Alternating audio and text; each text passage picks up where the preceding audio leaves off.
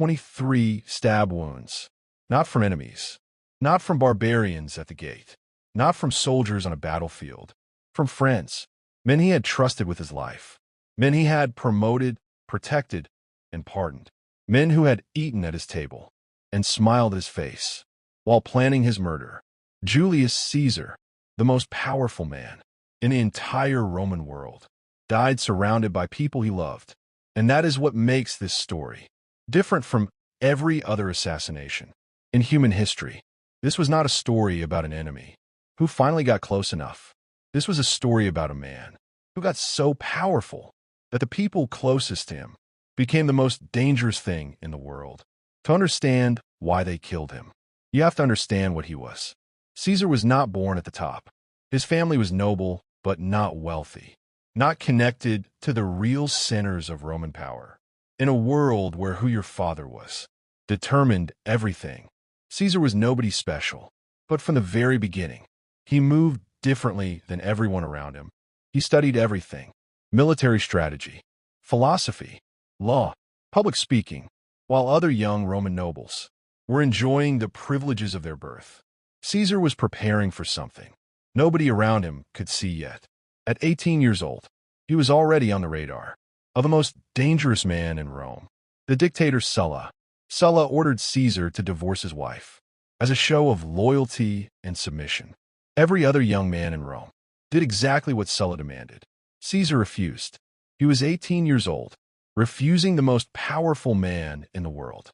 Sulla reportedly said, "In this boy there are many Mariuses," a warning to his own people about what Caesar would eventually become.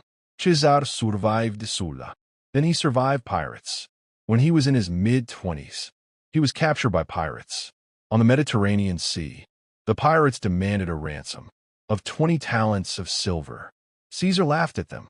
He told them they were undervaluing him and insisted they demand 50 talents instead. For the weeks he was held captive, Caesar dined with the pirates, joined their games, recited poetry for them, and repeatedly told them, laughing, that once he was free, he would come back and crucify every single one of them. The pirates thought he was joking. He was not joking. The moment his ransom was paid and he was released, Caesar raised a small fleet, hunted down every single pirate, recovered the ransom money, and crucified them all, exactly as he had promised. This was Caesar at 25. He rose through Roman politics with a speed that made enemies everywhere. Every position he held, he turned into a platform for the next one. Every alliance he made, he used strategically. Every enemy he defeated, he pardoned publicly, making them look weak for ever opposing him, and making himself look merciful and strong. He became governor of Spain.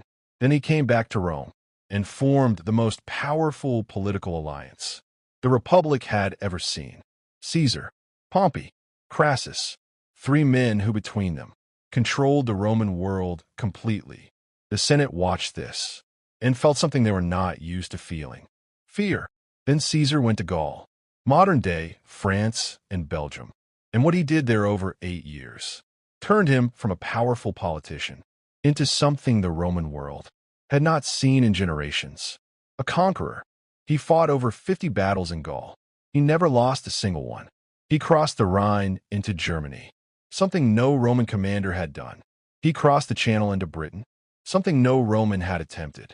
Every victory was reported back to Rome in Caesar's own dispatches, written by Caesar himself, designed to keep his name in every Roman's mind.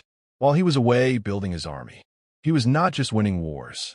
He was building a legend, and the Senate, watching a man accumulate victories, loyalty, and an army that worshipped him personally, finally understood what Sulla had seen in that 18-year-old boy who had refused to back down. The only question now was, what do you do with a man that cannot be stopped? By 49 BC, Rome had a problem it had never faced before: a general who would not stop. Caesar stood at the northern border of Italy with his battle-hardened army that had followed him across Gaul for 8 years. The Senate sent him one order: disband your army. Come back to Rome alone. Face the political process like everyone else. Caesar looked at that order. Then he looked at his army. Then he did something that every Roman knew meant only one thing. Va. He crossed the Rubicon River, a small river, barely worth mentioning geographically, but legally, no Roman general was permitted to bring an army across it. The moment Caesar's first soldier stepped across that water, there was no going back. What happened next shocked everyone. Not the crossing, the speed.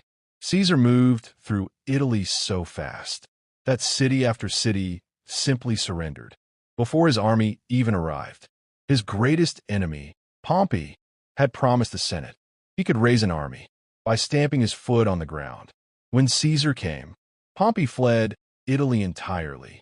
The man who had once been Caesar's most powerful ally was now his greatest threat.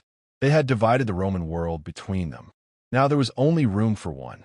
Caesar chased Pompey across the Mediterranean, to Greece, to Egypt.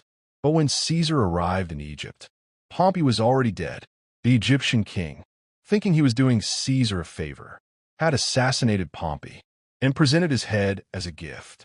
Caesar wept, not out of weakness, but because Pompey had once been his ally, his friend, his family through marriage. And this was not the ending Caesar had wanted for him. Caesar became the undisputed master of Rome. He was appointed dictator, not the temporary emergency position the Roman Republic had always used. Dictator perpetuo, dictator forever, in a republic built on the idea that no single man should hold permanent power. Caesar had just declared himself permanent power.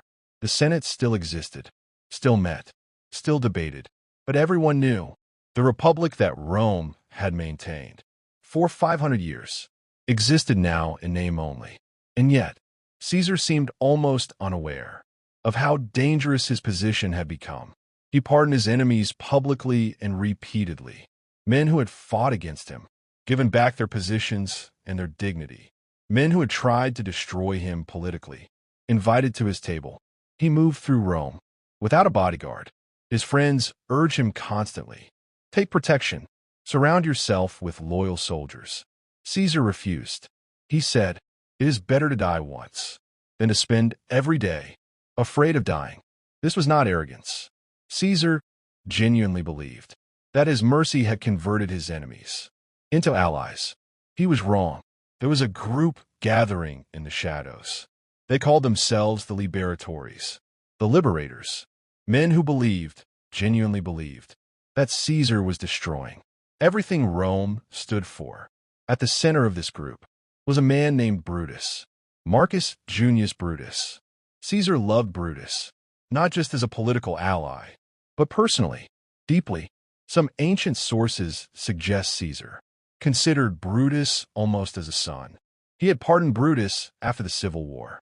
Even though Brutus had fought against him, he had promoted Brutus, given him one of the most prestigious positions in the Roman government, trusted him completely.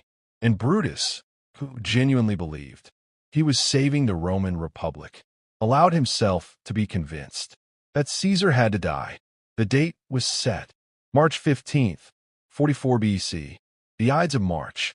A Senate meeting had been called. The conspirators, 60 men in total, positioned themselves throughout the chamber, each one hiding a blade beneath his toga. Caesar arrived late. He had received warnings.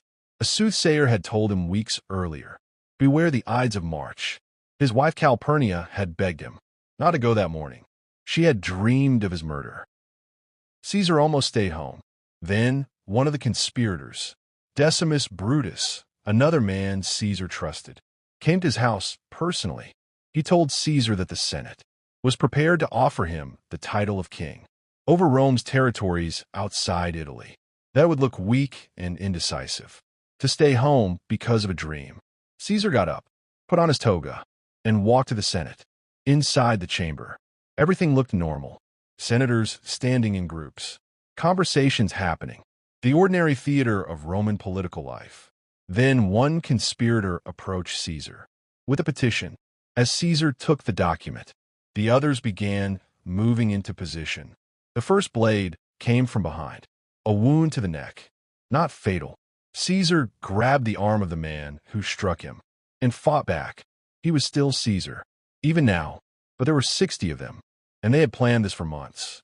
23 stab wounds. Caesar fell at the base of a statue of his old enemy Pompey, as if even in death, Rome was making a point. He pulled his toga over his face as the blows continued, not to hide his wounds, but because Caesar, even in his final moment, refused to let anyone see him fall without dignity. The Senate chamber erupted into chaos. The conspirators had planned the assassination perfectly. They had planned nothing that came after. Within 3 years, every single conspirator was dead. Brutus killed himself on a battlefield. Cassius the same. The others hunted down one by one. The republic they thought they were saving was replaced by something far more permanent than Caesar had ever been. An empire ruled by Caesar's own adopted son, Augustus. The men who killed Caesar to save the republic ended up burying it forever. And Julius Caesar, the man who crossed a river and changed the world, is still the most famous name from all of ancient history. 23 stab wounds. And 2,000 years later, we still cannot stop talking about him.